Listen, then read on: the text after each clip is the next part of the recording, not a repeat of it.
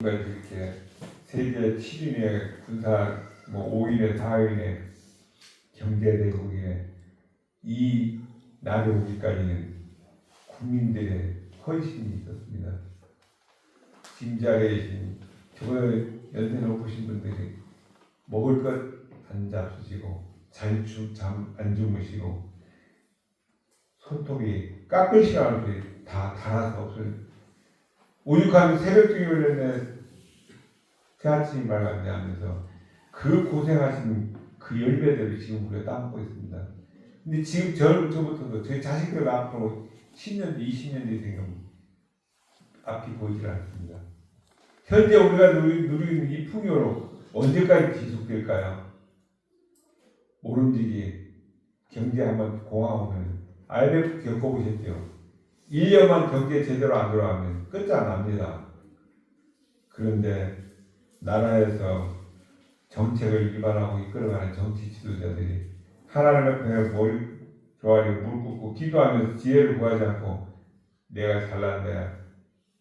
저희 때만 해도 세 번째 아들 자녀를 놓으면 아들이든 딸이든 의료보험 올려주질 않았습니다.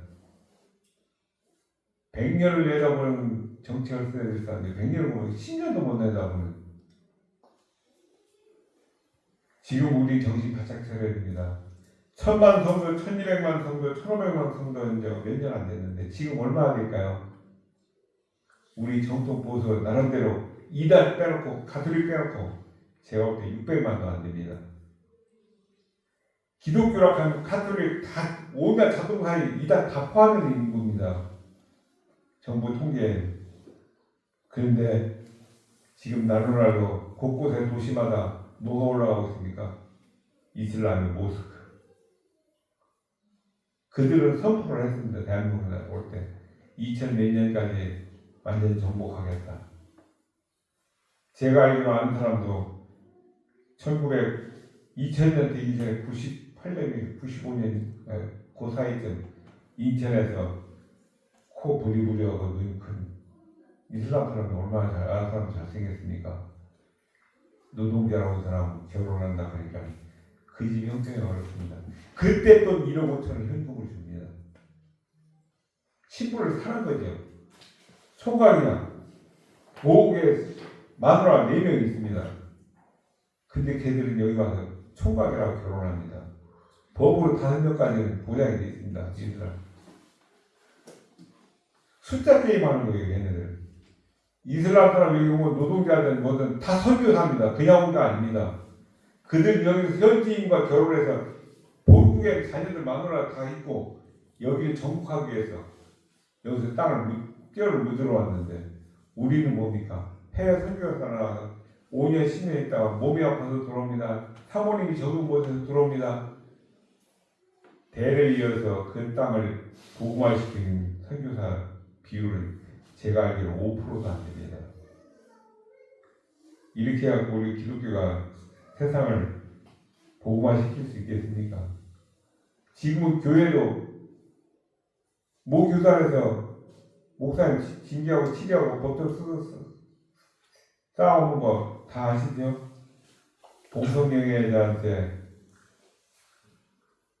줄에 서고 안수하고 하나님의 법에 정면을 도전하는 겁니다. 하나님 왜 남자와 여자를 만드셨습니까? 왜 가정을 만드셨습니까?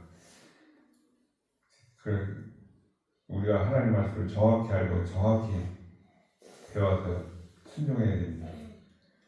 무려 400년이 넘는 세월을 노예 생활하던 이스라엘 백성들을 모세를 통해서 이끌어내게 하시고 보르기는 한 10여일이면 넉넉히 걸어서 갈 길을 40년을 빽빽이 들여서 훈련시켰음에도 불구하고 그들이 이제 약속의 땅으로 들어갑니다. 근데 우리 잘 생각해 보십시오.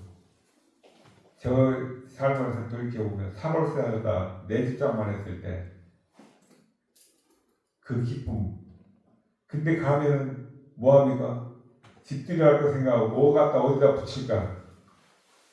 어떻게 하나님 기뻐하시는 예배를 드려서 왜 내가 하나님의 백성으로 이렇게 열심히 살아서 하나님 복 주셨다를 증거하고 보여줄 생각 안 하고 그런 삶을 살아온 게 우리들이었습니다. 오늘 이 이스라엘 백성들이 40년의 광야 생활을 청산하고 그 거친 광야 삶을 이제 다 정리하고 이스라엘 약속의 땅 가나안 땅에 들어가게 될 건데 그 가나안 땅에 들어가 정착해 살면 모든 삶의 패턴이 다 바뀌게 되어 있습니다. 그죠? 근데 거기에 안정된 가옥 다 꾸며지고 갖춰지는 그 성읍, 야 이게 뭐 이렇게 빛가부쩍이 뭐 이렇게 처음 보는 것들이 많아. 정말 멋지네. 거기서 살 때 그때 분명 광야 때와는 전혀 다른 삶을 살아야 될 것이 그들의 눈앞에 펼쳐질 것입니다. 그럴 때 여러 가지 사법적인 문제가 발생하게 될 텐데 그 문제들이 발생할 때 그 사건들을 어떻게 처리해야 될까 오늘 말씀해 주겠습니다. 고의적이거나 우발적으로 일어난 폭력, 살인 사건에부터 누가 저지르는지 미궁에 빠진 미제 사건, 또 부모의 재산을 물려주는 상속 문제, 또 이 이방민족들과 싸워야 될 전쟁 준비하는 그 문제 등 그 수많은 다양한 문제들 하나님께서 우리가 읽었던 본문에서 조목조목 이런 문제는 이렇게 저런 문제는 저렇게 처리하라고 규례를 말씀해 주신 것을 봅니다. 참 상상할 수 없을 만큼 자상하신 하나님이신 것을 다시 한번 깨닫습니다. 특별히 거기에는 도피성이라는 규례를 우리가 주목해서 봐야 될 것 같습니다. 하나님께서는 죄를 참 싫어하시죠. 그래서 죄에 대해서는 엄히 벌하시는 그런 공평하고 공정하신 그런 하나님이신 동시에 그 범죄자에게 피할 길도 주시는 분이십니다. 첫 번째로 하나님께서 세 개의 성읍을 구별해 두라고 명령하신 이유가 있는데 그 이유가 뭡니까? 우리 19장 1절에서 13절까지 요약해 보겠습니다. 민수기서 35장과 신명기 4장에 이어 도피성에 대한 규례가 다시 나오고 있습니다. 하나님을 사랑하고 그분의 말씀대로 잘 살면 도피성을 3개로 만들 수 있다라고 읽은 본문의 8절 9절에서 말씀하고 있습니다. 은혜 위에 은혜를 더하시는 하나님이시죠. 요단 서편에 있는 도피성은 헤브론과 세겜과 그리고 가데스에 있다라고 여호수아서 20장 10절에는 기록하고 있습니다. 요단강 동편의 도피성은 베셀과 길라 나움과 바산 골란입니다. 도피성이 뭡니까? 그 도피성은 실수로 사람을 죽게 한 자 그 목숨을 피해자의 가족에게로부터 보호하고 구원해주기 위해서 주신 그런 치료복권적인 그런 보호지역이죠. 4절 구체적인 예로 4절 5절을 한번 읽어볼까요? 5절 시작. 하나님 이웃과 함께 벌목하러 산중에 들어가서 손에 도끼를 들고 벌목하여 찍을 때 도끼가 자루에서 빠져 그의 줄을 갇혀 그로 절제하며 같은 것이다. 이런 사람은 그 성죄와 나라도 도피하여 생명을 얻을 것이다. 피해자 가족이 야 너 그럴 수 있어. 너 고의로 그런 거 아니야? 행여 같이 어울리자니 모처럼 집에 와서 반갑길래 맛있는 거 했더니 제옷 꼬셔갖고 꼬드겨서 생전 나무하러 한번 가던 아들을 아버지 지게 지고 도끼 들고 가더니만 죽여서 왔다고? 너희 고의로 계획한 거 아니야? 오해할 수 있겠죠. 그 살인자, 피해자가 살인자에게 보고할 수 있겠죠. 만일 도피선이 열려있으면 그 가족들에게 잡혀나가서 죽게 될 수 있을 것입니다. 그래서 이스라엘 백성들이 사는 가까운 곳에 성을 만들라고 말씀하십니다. 그곳은 도로도 잘 닦아서 사람이 이동하기에 좋게 하라고 3절을 말씀하고 있습니다. 그런데 어떤 사람이 개중에 고의로 사람을 죽이고 도피성으로 피신했다면 어떻게 해야 되겠습니까? 도피성은 결코 그런 죄인을 보호하는 곳이 아닙니다. 도피성에 피한다고 해서 무조건 그 죄를 탕감받는 것은 아닙니다. 그 사건에 대해서 정인을 채택해야 되는데 정인은 두 사람보다는 세 사람이면 더 좋겠죠. 그 정인들에 의해서 고의로 판단되면 그 사람은 도피성에 숨어 있을지라도 끌어내서 죽여도 되는 그런 말씀을 주시고 있습니다. 왜요? 그 사람은 하나님의 법을 악용하는 사람이기 때문에 그렇습니다. 그를 긍휼히 봐줄 이유가 전혀 없는 것이죠. 도피성 자체가 어떤 사람의 죄를 탕감하지는 못하는 것입니다. 하나님은 죄를 엄히 벌하시는 분이시죠. 긍휼과 자비를 베풀 수가 없습니다. 그래서 우리에게 이 땅에서 네가 살아가는 동안 우리 원죄나 모든 주님을 영접하기 때문에 모든 죄악은 주님께서 감당해 주셨지만 네가 살아있는 동안 네가 행하는 이 손으로 풀고 와라. 땅에서 매이면 하늘에서 매이고 땅에서 풀면 하늘에서 풀린다 말씀을 주십니다. 실수로 지은 죄를 하나님은 너그럽게 대해 주시는 걸 봅니다. 저와 여러분 모두가 다 죄인입니다. 죄인이 예수 그리스도라는 도피성으로 인해서 피했기 때문에 우리 죄를 용서받을 수가 있는 것입니다. 아멘. 주님은 우리의 도피성이십니다. 성도가 부지 중에 죄를 지을 때 피할 도피성이 있다는 거 얼마나 든든합니까? 그런데 만일 어떤 이가 조직적으로 또는 의도적으로 하나님을 향하여 대적하게 된다면 그가 아무리 교회 가운데 직분자를 활동한다 할지라도 그는 용서받지 못할 것입니다. 그렇다면 저와 여러분은 이 죄 문제를 해결해 주신 예수님을 의지하며 살아가고 계십니까? 얼마나 신뢰하고 계십니까? 두 번째로 이스라엘 사회 구성원, 특별히 약자를 위해 주신 하나님의 두 가지 법이 있습니다. 그것은 무엇일까요? 신명기 19장 14절부터 21절까지 요약해 보겠습니다. 14절에 나타난 경계표를 옮기지 말라. 이 규례는 성경 다른 곳에는 나오지 않는 규례입니다. 없는 구절이죠. 이스라엘 백성들이 가나안 땅에 들어가서는 돌이나 기둥을 세워서 각자 출신 지파들의 경계를 정해야 되는 것입니다. 기본적으로 이스라엘 백성에게 사회재산이 인정되고 있습니다. 강자가 약자의 재산을 탐욕으로 빼앗을 수 없도록 정해놓고 있습니다. 생업의 기본이 되는 땅을 빼앗는 것을 금지함으로써 기본권을 보장하고 계신 것이죠. 종들도 빌린 돈도 꾸어진 돈도 7년 뒤면 다 풀어줄 걸 말씀하셨던 걸 기억하시죠. 이 법은 재산에 대한 위조나 은닉, 파괴, 문서를 변조하는 것 같은 그 죄도 금하고 있는 것으로 우리는 해석을 해야 됩니다. 근데 요즘 직분자들에 대해서 성경을 어떻게 해석해야 되는지 네 것도 내 것, 내 것도 내 것. 왜요? 야, 이 땅에 모든 누가 주인이야? 하나님. 우리 아버지야. 너도 하나님 아버지랑 같은 형제 자매 아니야. 그러니까 네 것도 내 것, 내 것도 내 것. 이 말씀을 잘못해서 그렇습니다. 그런 사람들이 더러 있습니다. 하나님은 왕이나 지도자라 할지라도 함부로 남의 재산을 빼앗지 못한다라고 호세아서 5장 10절, 잠언 22장 28절에 말씀하고 있습니다. 사회에 구성원 중에 악한 범죄가 있을 때 재판관은 최소한 2명 이상의 증인을 채택하도록 말씀하고 있습니다. 15절에. 요즘같이 과학수사를 할 수 없던 그 어려운 고대 시대에는 증인의 말이 그 재판에서 아주 중요한 역할을 하는데 결정적으로 작용했죠. 두 사람보다는 세 사람의 증인의 법은 죄를 지은 사람을 고소하기 위한 그런 것이었지만 동시에 고소하는 자를 위한 법도 되는 것입니다. 16절에. 왜요? 증인이 위증할 수도 있지 않습니까? 짜고.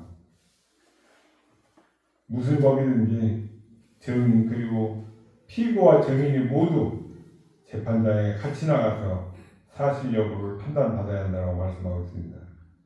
재판관의 재판이 사회에 정의를 세우느냐 아니면 그 사회의 질서를 무너뜨리냐를 재판을 통해서 결정짓게 되는 것입니다.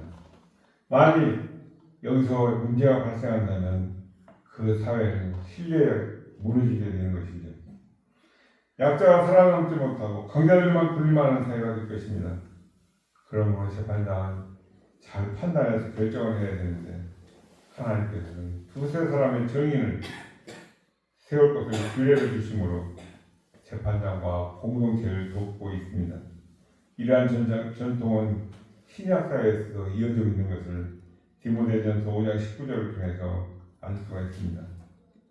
만약 재판에 증인이 의도적으로 거짓된 증언을 하게 된다면 그는 죄인 피고가 받아야 할 벌을 받게 된다라고 말씀하고 있습니다. 19절에 거짓 증인을 분명하게 가려내서 사회의 악을 제거해야 된다는 것이죠. 그래야만 많은 사람들이 거짓말하면 죽는구나 두려워서 다시는 그런 위증하는 죄를 범하지 않을 것이라고 20절 말씀하고 있습니다. 또 남을 해치려는 자에게 쓴맛을 보이므로 다시는 그런 죄를 짓지 않도록 해야 한다라고 21절에서 말씀하고 있습니다. 세 번째로 불가피하게 전쟁을 치러야 할 경우가 있습니다. 그때 군인을 차출해야 되겠죠. 우크라이나 러시아 전쟁을 보면서 한 사람이 잘못된 생각으로 수십만의 사람들이 하루에 몇백 명씩 파리 목숨처럼 파리도 하루에 몇백 마리씩 안 죽을 겁니다. 개인이 그렇게 죽어나간 것을 봅니다. 그 차출할 때 어떤 원리를 적용해야 되겠습니까? 그리고 전쟁터에 군인들이 지켜야 될 그 규례는 무엇입니까? 16, 20장 1절에서 20절까지의 말씀을 요약해 보겠습니다. 이스라엘 백성은 가나안 땅을 정복할 때와 그 땅을 정복한 이후에도 불가피하게 전쟁을 하게 될 것입니다. 이스라엘 백성들은 그때 어떻게 그 전쟁을 치러내야 되겠습니까? 세상의 전쟁은 말과 병거와 그 군인의 숫자로 의지하게 됩니다. 하지만 하나님의 전쟁은 다릅니다. 3절 4절 우리 같이 읽어볼까요? 20장 시작. 말하여 이르기를 이스라엘아 들으라 너희가 오늘 너희의 대적과 싸우려고 나와왔으니 마음에 겁내지 말며 두려워하지 말며 떨지 말며 그대로 말미암아 놀라지 말라. 너희 하나님 여호와는 너희와 함께 행하시며 너희를 위하여 너희 적군과 싸우시고 구원하실 것이라 할 것이며 마음에 겁내지 말며 떨지 말며 그들로 말미암아 놀라지 말라. 너희 하나님 여호와는 너희와 함께 행하시며 너희를 위하여 너희 적군과 싸우시고 구원하실 것이라. 요즘 과학적으로 그 뛰어난 사람들이 만든 미사일 그 멋진 한 방에 몇십억씩 하는 것이 요새 어떤 뉴스를 보시면 나오죠. 동영상 보면 북한에서 폭탄이 어마어마하게 러시아를 넘어왔는데 그 미사일이 가다가 중간에 그냥 공중 폭발하는 거. 하나님 항해하시면 되는 겁니다. 왜? 겁내지 마십시오. 떨지 마십시오. 우리가 상상했던 일 하나님 다 행하시고 하나님 우리보다 더 먼저 계획하고 계신 줄 믿습니다. 사람이 전쟁을 계획할지라도 함께 하시고 우리보다 먼저 나가서 우리 대신 싸우시는 그 하나님을 믿는 자는 그 전쟁에서 어떤 전쟁에서든 승리할 것이라고 말씀하고 있습니다. 아멘. 그 승리는 믿는 자만이 누릴 수 있는 승리이고 복인 것입니다. 5절에서 8절 보니까 그 전쟁에 나갈 군인을 모집할 때도 일정한 규칙이 있습니다. 새 집을 지었거나 포도원을 지었거나 시작했거나 결혼을 앞두고 약혼한 자들 그리고 나는 전쟁에 나가 무서워 못 살겠어 두려운 마음이 들어서 마음이 허약한 자는 전쟁을 위한 동원에서 제외시키라 빠지게 하라고 말씀하고 있습니다. 이스라엘 백성은 성읍을 치려고 할 때 먼저 그 성읍에 화평을 선언해야 된다라고 10절에 말씀합니다. 만약 그 성읍이 그 화평을 받아들이면 굳이 전쟁할 필요 없지요. 그 불필요한 전쟁은 막아야 된다. 왜요? 사람의 생명이 죽게 되기 때문에. 그러나 만일 그 대적이 평화를 거부한다면 반드시 정복해야 한다고 말씀하고 있습니다. 적병은 죽이지만 무고한 백성들, 시민들을 죽여서는 안 된다라고 14절 말씀합니다. 그러나 예외가 있습니다. 가나안 7족은 생명을 무조건 다 진멸해야 된다고 말씀하고 있습니다. 왜 그렇습니까? 그들은 이미 하나님 앞에 가증한 일을 행하였고 지은 손으로 만든 우상을 만들었고 하나님이라고 섬기는 그들입니다. 그 모습을 혹여 하나님의 그 이스라엘 백성들이 보고 본받을 수 있기 때문이라고 17절에 18절에 말씀하고 있습니다. 혹시 대장터에 나가서 거절거리는 걸거치는 나무가 있다. 그게 과일씨를 맺는 유실수면 잘라서는 안 된다라고 19절에 말씀하고 있습니다. 다만 열매를 맺지 않는 무실수라는 그 나무는 잘라도 되는 것입니다. 잘라서 전쟁의 도구로 무기로 사용해도 된다라고 20절에 말씀하고 있습니다. 이처럼 전쟁결에는 우리가 사는 이 시대에는 동일하게 적용할 수 없는 것이죠. 적용되지 않습니다. 그러나 우리 그리스도인들은 전쟁보다는 평화를 사랑하는 사람들이죠. 마지막 네 번째로 어떤 살인사건이 일어났는데 범인이 누군지를 모릅니다. 미제 사건이라고 말하죠. 그런 사건이 일어나면 그 사건을 처리해야 될, 그 시체를 처리해야 될 사람이 있는데 그 사람이 누굴까요?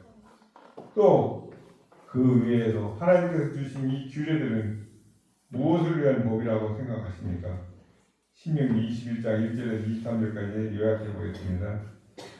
우리가 앞에 살펴온 18장에서부터 뒤에 살펴볼 26장까지 나오는 모든 율법과 규칙은 하나님의 택함을 받은 거룩한 백성들이 하나님이 약속하신 가나안 땅에 들어가 살아가며 지켜야 될 법과 규칙이 이끌입니다.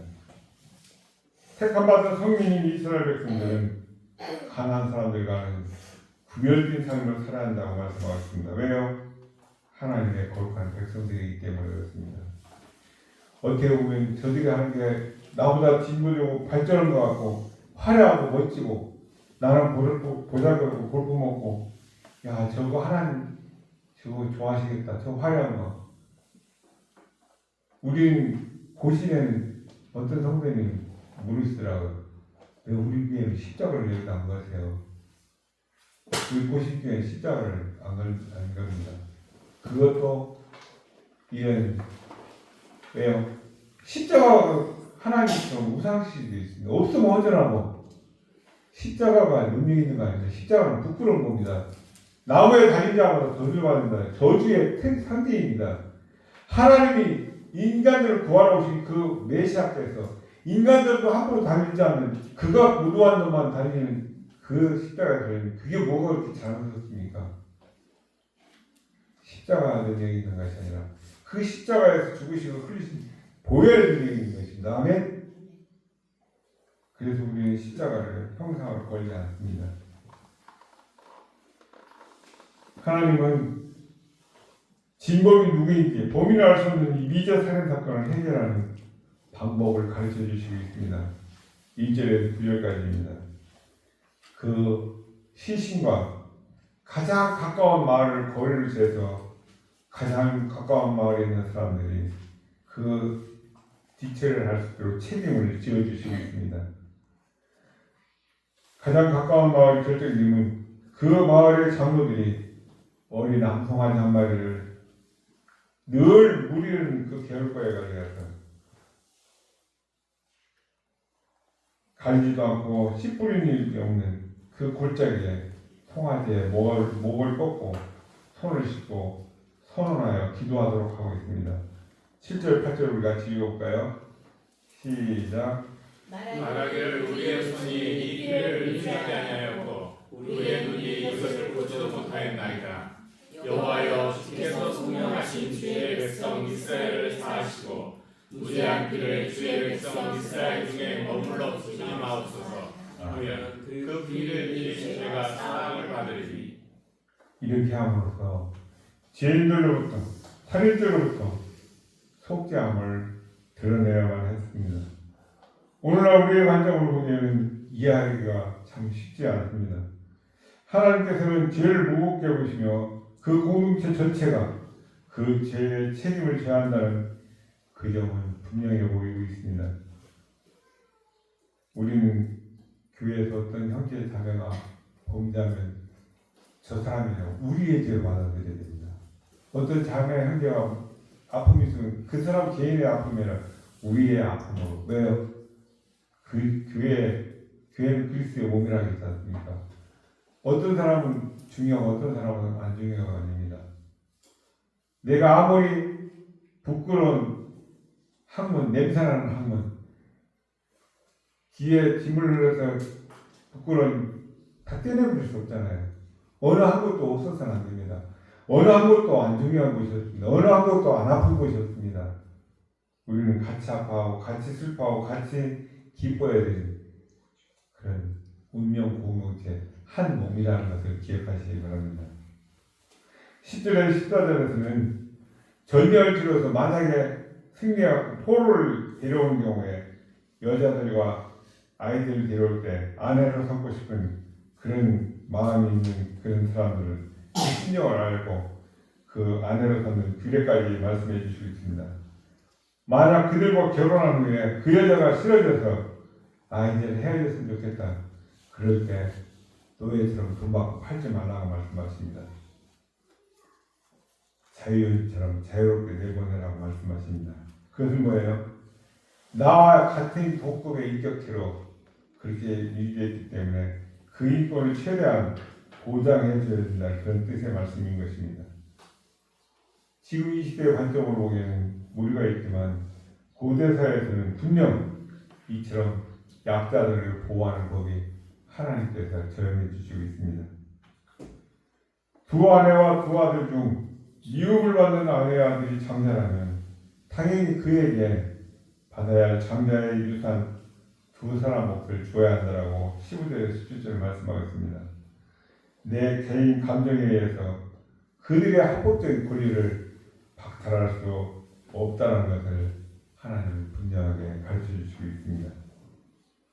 자녀들 요즘 징계는커녕 자녀의 말이랑 벌벌 떠는 부부들을 봅니다. 정말 그거 보고 그 애들 앞길을 어떻게 세상을 헤쳐나가라고 그렇게 놔두는지 이해가 안 되는 경우가 많이 있죠. 부모의 말을 순종하지 않고 부모의 징계에 순종하지 않는 모든 마을 사람들이 모든 가운데 그의 상황을 설명해주고 그를 돌로 쳐서 죽여 사회의 악을 제거하라고 18절에서 21절까지 명령하고 계십니다. 그냥 법이 아닙니다. 명령입니다. 명령은 순종해야 되는 것입니다. 참 대단히 무서운 규례인데 그 자녀들이 부모를 두려워하도록 주어진 규례로 보여지고 있습니다. 시내 가까이만 나가도 하루에 아이들이 이렇게 많지 않은 세상인데도 그런 것을 보게 되죠. 길 가다가 어떤 장난감 가게나 백화점에 가서 멋진 그런 게임기가 있는 그런 가게 앞에 가서는 종종 보게 됩니다.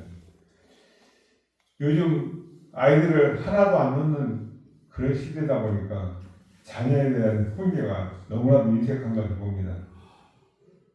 불순종한 자녀에게 나무라지 않고 징계하지 않는 그런 모습, 부모에 대한 자녀의 불순종을 하나님에 대한 인간의 불순종과 같은 수준에서 하나님은 다루고 계십니다. 자녀가 부모에게 순종하고 부모는 자녀를 사랑으로 대하면 인간관계의 기본이라고 말씀하십니다. 그런데 불순종은 그 관계를 파괴시키고 깨뜨리는 역할을 하죠. 그럼 관계의 단절은 뭡니까? 죽음입니다. 사탄이 이걸 알았기 때문에 하나님과 우리의 관계를 단절시키기 위해서 야 먹어봐 안 죽어. 네가 그거 보면 네 눈이 밝아져서 하나님과 같아질 것이야. 술수를 아시겠죠?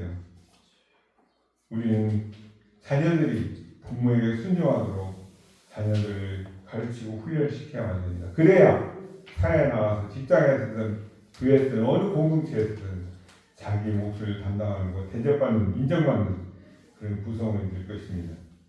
22절에서 23절에 나오는 교회는 아주 독특합니다. 죽음의 길을 지어서 죽은 사람의 시신을 나무에 달아둔 뒤 밤새도록 두지 말고 그날의 장사를 지내라고 말씀하십니다.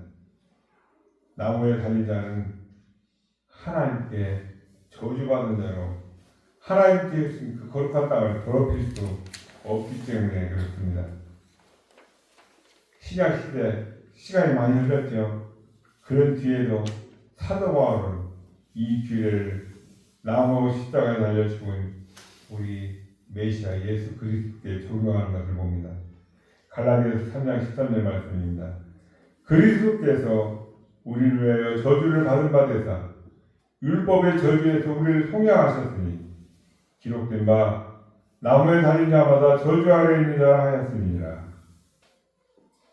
주님은 십자가에 달리신 그게 아버지께로부터 저주받았습니다. 분명히 말씀하겠습니다.